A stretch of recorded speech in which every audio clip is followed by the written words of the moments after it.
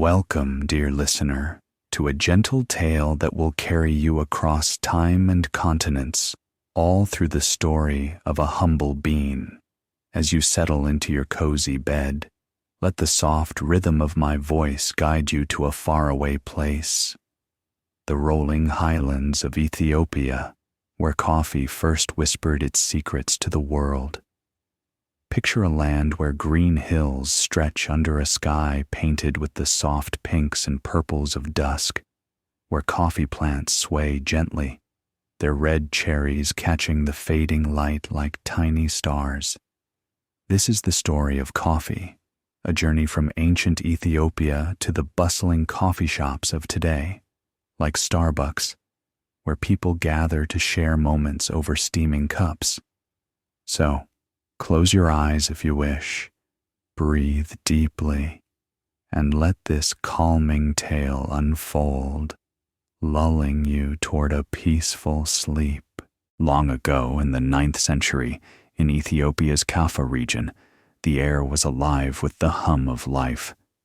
The highlands rolled endlessly, their slopes cloaked in emerald green, dotted with wildflowers that danced in the breeze. Here, a young goat herder named Kaldi wandered with his flock, his bare feet sinking into the soft earth. The sun hung low, casting golden rays that warmed the hills, and the distant bleating of goats blended with the rustle of leaves. Kaldi was a quiet soul, content to watch his animals graze as the day slipped into evening. One twilight, as the sky glowed with hues of amber and rose, Kaldi noticed something strange. His goats, usually calm by dusk, were leaping and prancing with a peculiar energy. They gathered around a cluster of bushes, their leaves glossy and green, laden with bright red cherries. Curious, Kaldi approached, his eyes tracing the delicate branches. He watched as a goat nibbled a cherry, its movements lively and spirited. Intrigued, Kaldi plucked one of the cherries, its smooth surface cool in his hand. He bit into it, tasting a faint bitterness followed by a gentle spark of alertness, as if the world had sharpened around him. With a basket woven from reeds, Kaldi gathered more cherries and hurried back to his village, where thatched huts stood in neat rows, their roofs glowing in the fading light. He sought the village elder, a man with a flowing white beard, who often sat beneath a sprawling acacia tree, its branches heavy with shade. "Elder," Kaldi said softly, his voice blending with the evening breeze, "these cherries have stirred my goats into a dance. I tried one, and I feel as though the day has just begun."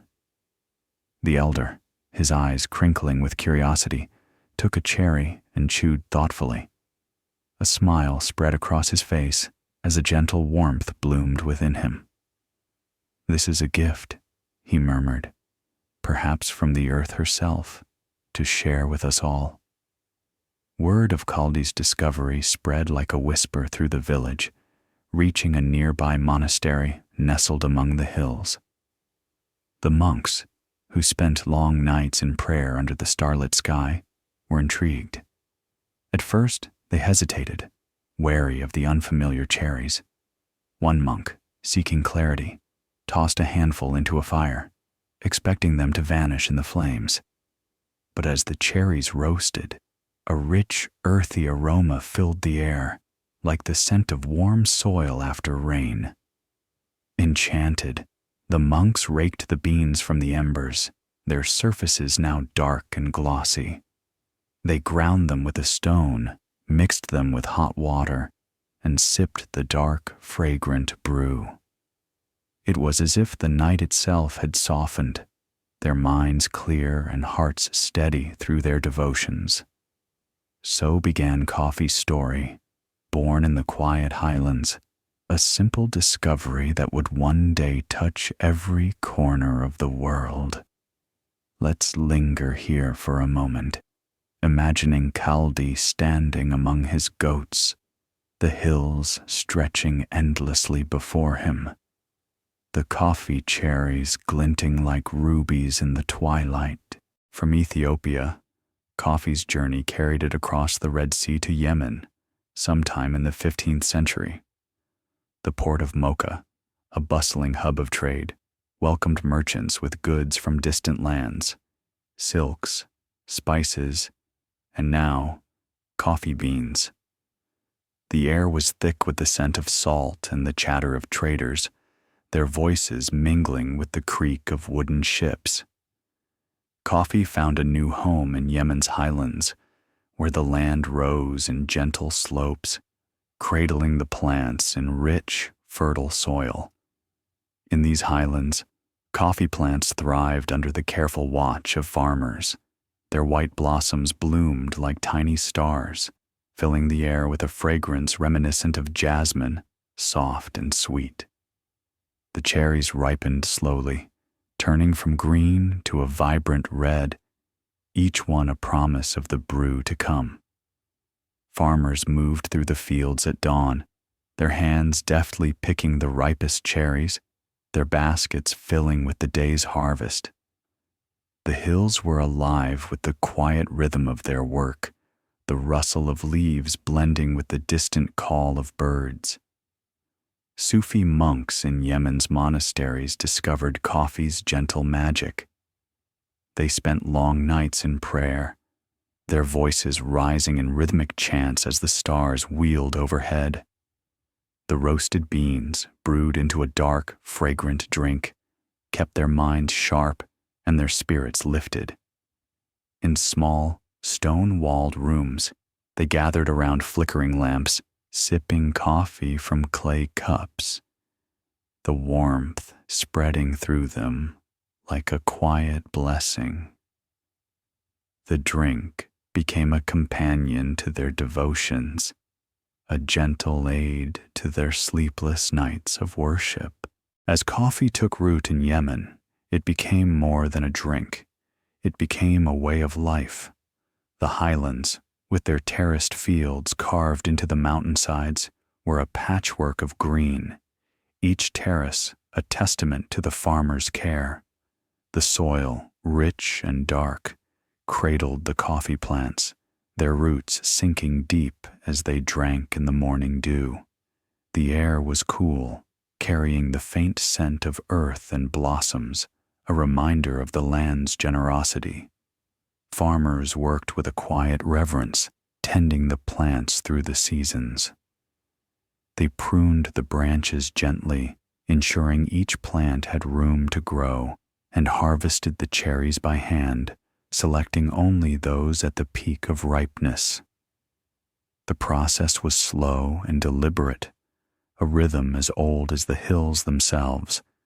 Once picked, the cherries were spread out on stone patios to dry under the sun, their vibrant red fading to a deep, earthy hue. The farmers turned them daily, their hands moving in steady patterns, ensuring each bean was kissed by the warmth of the day.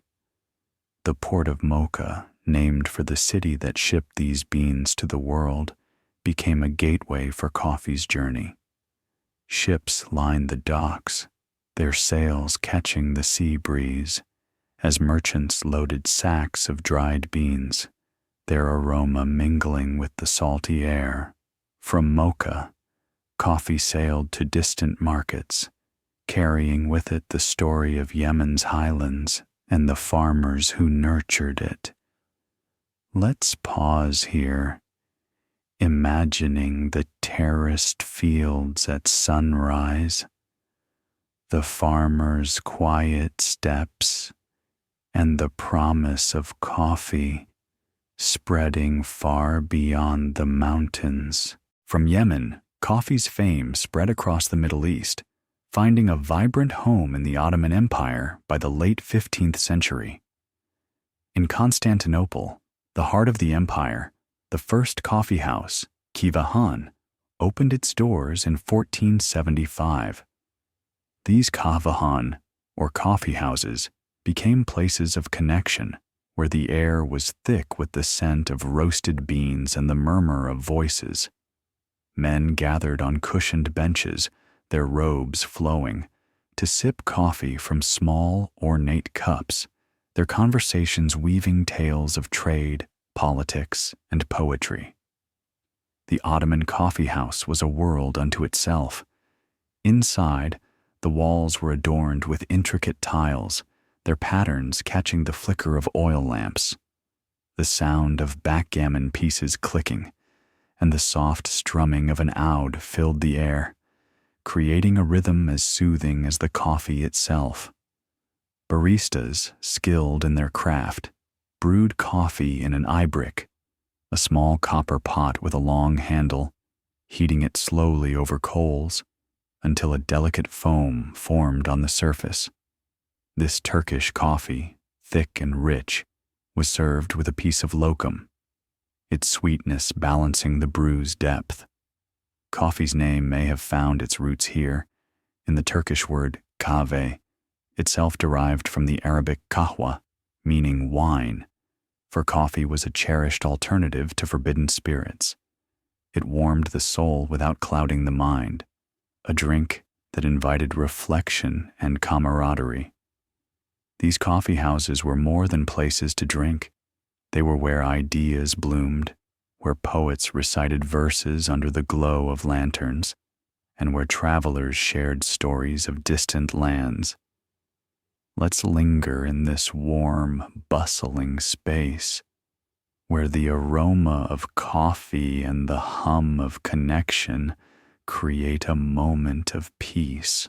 Before we travel further, let's return to Ethiopia, where coffee is more than a drink. It's a ritual of connection, a moment to pause and share. The Ethiopian coffee ceremony, often led by the woman of the household, is a tradition that weaves family and neighbors together in a quiet celebration. Imagine a small room in an Ethiopian village, its walls made of woven reeds, its floor strewn with fresh green grass and delicate yellow flowers, perhaps gathered for a festival like mescal. The air hums with the soft crackle of a fire, and the faint, soothing scent of frankincense curling upward. The ceremony begins with the host washing green coffee beans, their pale surfaces glistening in a woven basket. She places them in a flat pan over a small fire, stirring gently as they roast.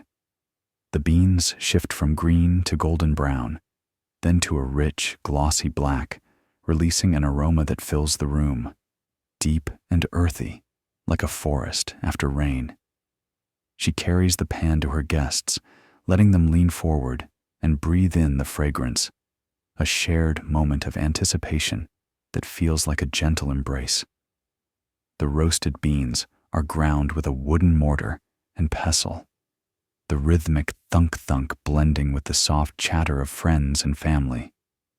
The grounds are poured into a jabina, a traditional clay pot with a round base and a graceful neck, its surface etched with simple patterns. Water simmers within, and soon a dark, fragrant brew emerges. The host pours it from a height into small, handleless cups, the liquid streaming in a smooth arc like a ribbon connecting pot to cup. The ceremony unfolds in 3 rounds, each with its own character. The first, owl, is bold and strong, waking the senses with its depth. The second, Kaldi, is milder, a gentle continuation. The third, baraka, meaning to be blessed, is light and sweet, a final note of warmth. Popcorn or roasted barley is passed around, its crunch a playful contrast to the smooth coffee. The incense burns on, its smoke weaving patterns in the air as stories and laughter flow like a quiet river. The ceremony can last up to 2 hours, a time to slow down, to share, to connect. This is coffee as a bond, a ritual that draws people closer in the soft glow of togetherness. By the 17th century, coffee had crossed the Mediterranean, carried by Venetian traders who discovered its rich flavor in the markets of the Middle East. At first, Europe was cautious. Some called it the bitter invention of Satan, fearing its dark hue and foreign roots, but curiosity, like a gentle tide, won over skepticism. In 1645, the first coffee house opened in Venice, its doors welcoming merchants and scholars to a new ritual. By the 1650s, coffee houses bloomed in Oxford and London, and soon Paris, their doors opened to all who sought warmth and conversation. In London, these coffee houses became the heart of intellectual life, nicknamed penny universities, because for the price of a cup, anyone could join in discussions or listen to scholars debate. Picture a London coffee house in 1652. Wooden tables are scattered with newspapers and pamphlets, their pages rustling softly. Gentlemen in powdered wigs and long coats sip coffee from delicate cups, their voices low and thoughtful.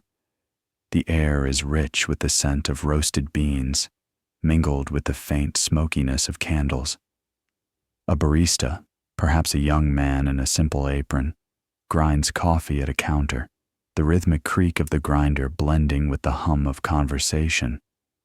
In Paris, Café Procope, opened in 1686, became a haven for Enlightenment thinkers.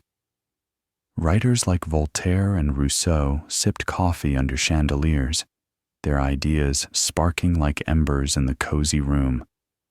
These coffee houses were more than places to drink. They were where ideas took root. Merchants planned ventures, poets shared verses, and philosophers debated the nature of freedom. Some coffee houses became institutions. Lloyd's Coffee House in London grew into the famous insurance market, its tables once covered with shipping lists now etched into history. Coffee became a morning ritual, replacing ale or wine, its warmth signaling the start of a new day. Across Europe, coffee wove itself into daily life, a quiet presence in homes and public spaces alike. As Europe's love for coffee grew, so did the demand for beans. By the 18th century, coffee plantations spread across the world, carried by colonial powers to new lands. The Dutch planted coffee in Java, Indonesia, where the tropical climate nurtured lush fields. The French introduced it to the Caribbean, where islands like Martinique became dotted with plantations. In Brazil, coffee became the heartbeat of the economy, its fields stretching across the countryside like a green sea. By the 19th century, Brazil was the world's largest coffee producer, its port of Santos humming with ships carrying beans to distant shores. Imagine a Brazilian plantation at dawn. Rows of coffee plants shimmer with dew, their leaves catching the first light. Workers move through the fields, their baskets filling with red cherries, each one plucked with care. The air sensibilities were at play here, as the practice of using enslaved labor to cultivate these plantations shaped Brazil's coffee boom, a fact we note quietly, focusing on the rhythm of the harvest. The air is sweet with the scent of coffee blossoms, like a memory of spring. In Colombia, coffee thrived in the Andes, where farmers built casas torres, wooden structures where cherries dried under the sun, their vibrant colors dotting the slopes like jewels. Donkeys carried baskets of beans down winding paths, their hooves clicking softly against the earth. Coffee adapted to each culture it touched. In Italy, it became espresso, a bold shot sipped quickly at bustling counters, the steam rising like a morning mist. In Turkey, it was brewed thick and strong, served with a piece of locum, its sweetness balancing the coffee's depth. In Vietnam, coffee was cooled with ice and sweetened with condensed milk, a refreshing companion in the tropical heat.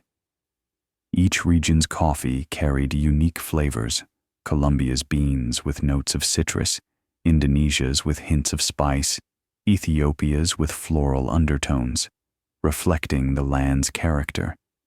Everywhere, coffee was a gesture of hospitality, offered to guests or shared after meals, a symbol of warmth and connection.